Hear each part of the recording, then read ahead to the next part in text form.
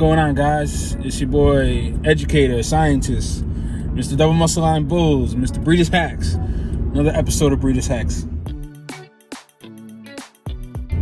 So anyway, real quick, this topic, I'm on a little bit of a quick drive, so I figured I'd get this quick video in for you guys. I've had a lot of people actually be asking me this question, so I figured we tackle it real quick, so then I have a video for all you guys to watch.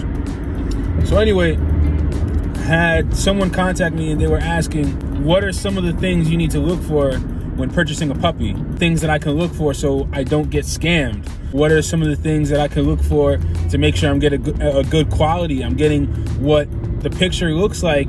Basically just, getting what you're paying for. So with that being said, what I would say is when you're contacting a breeder, before you even reach out to the breeder, take a look at their Instagram, take a look at their Facebook. If they're on multiple platforms, that's already kind of a plus. Because if you have somebody who's on just one platform, you're limited as to what you can see. Like I said, multiple platforms tells you they're out there trying to grow their business. That's the first thing. But they could still be a scammer. So that's just one thing I would look at. Next thing is obviously word of mouth business is still very important. It's still very real.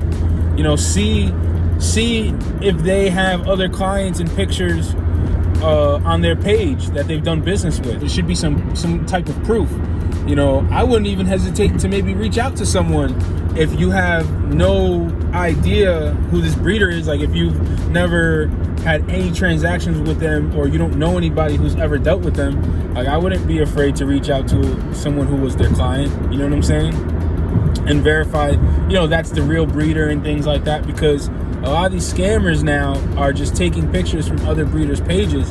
I've had that happen to me. I've had, I've had somebody think that they were buying a dog, one of my dogs from, some scammer online.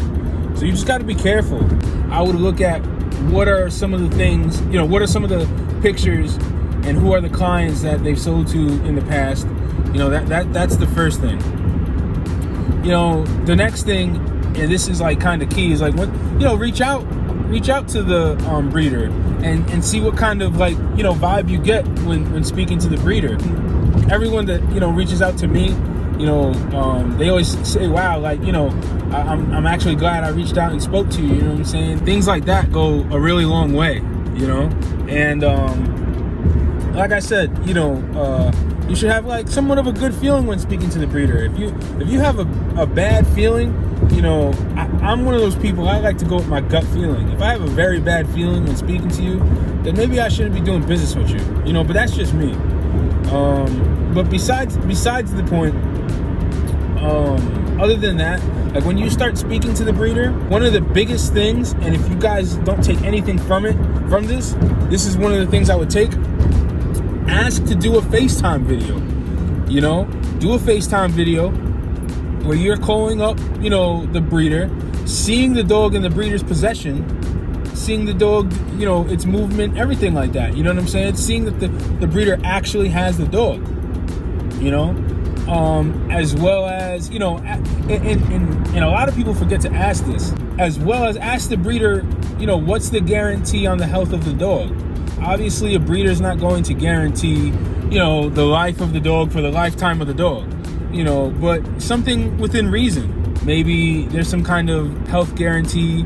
Like for me, for example, if you get a dog from me, is within the first 48 hours, you need to get the dog to your personal vet, for the vet to check it out and give a clean bill of health.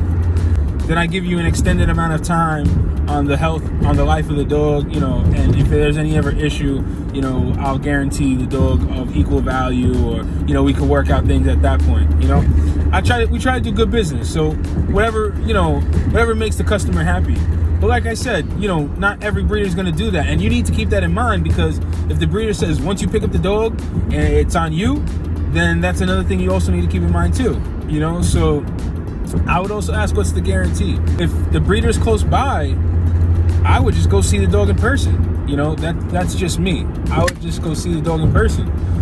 So that's another thing you could do. well as, you know, see if the breeder has the parents there, things like that. You know, you just you know, you want to think smart, you know. And then if you're talking about getting a puppy off of the breeder and the breeder hasn't done the breeding yet, but that's a whole other kind of great area you get into, you know. So like I said, like one of the things you want to do too is like look at, has the breeder done business with other kennels and other breeders? Within the bully community, there's a lot of talk.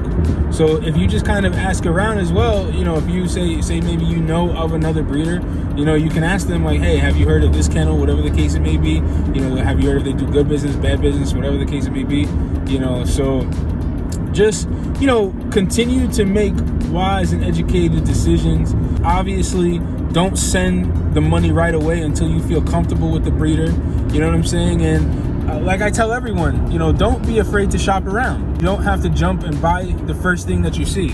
You know, that's honestly usually where you make the biggest mistake, you know. So, I mean, that's pretty much it, guys. That's all I can really think of off the top of my head, at least.